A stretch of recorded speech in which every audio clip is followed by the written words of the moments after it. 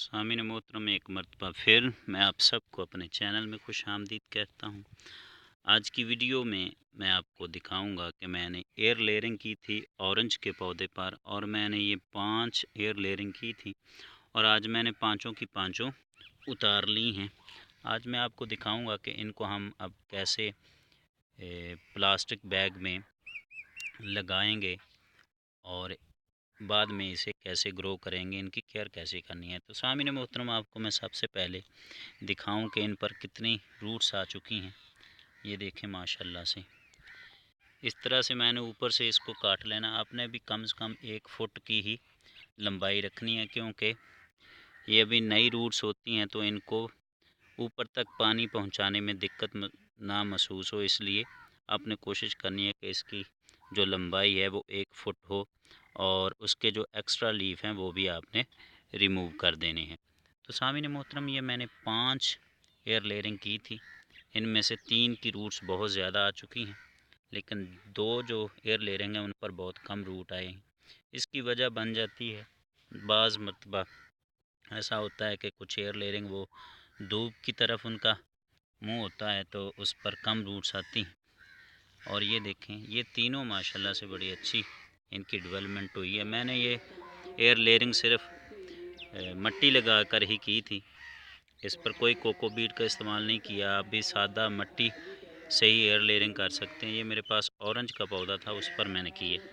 सामीन मोहतरम, ये जो है ये बहुत कम रूट्स इस पर आई हैं, लेकिन ये भी इंशाल्लाह सक्सेस हो जाएंगी अगर आप इसको प्लास्टिक बैग में या फिर मट्टी के गमले में लगाकर साए में चंद दिन रख लें, तो ये भी बड़ी आसानी से ही सक्सेस हो जाएंगे।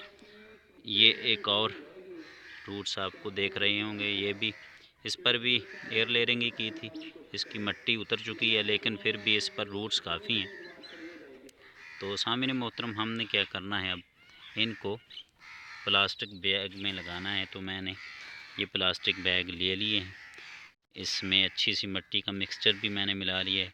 खालिस मट्टी है, मैंने इसमें कोई रेत वगैरह नहीं मिलाई, क्योंकि ये ज़मीन की मट्टी है और इसमें बल काफ़ी मिकदार में है, तो इसी में इंशाल्लाह ये पौधे ग्रो हो जाएंगे।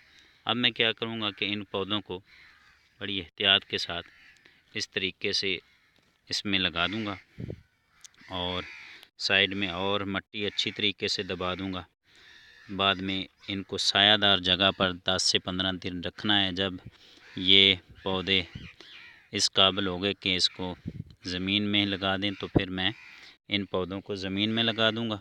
तो सामीन मोहतरम, इनको रोज़ाना थोड़ा थोड़ा पानी देते रहना है और धूप से बचाना है 10-15 दिन कम से कम। जब देखें आपके पौधों पर नए लीफ आ चुके हैं तो आप इनको ज़मीन में या कहीं धूप में भी रख सकते हैं। तो सामीन मोहतरम, उम्मीद करता हूँ आज की वीडियो पसंद आई होगी। मेरे चैनल को सब्सक्राइब करना ना भूलिएगा। अल्लाह करीम हम सब का हाफिज़ व नासिर हो।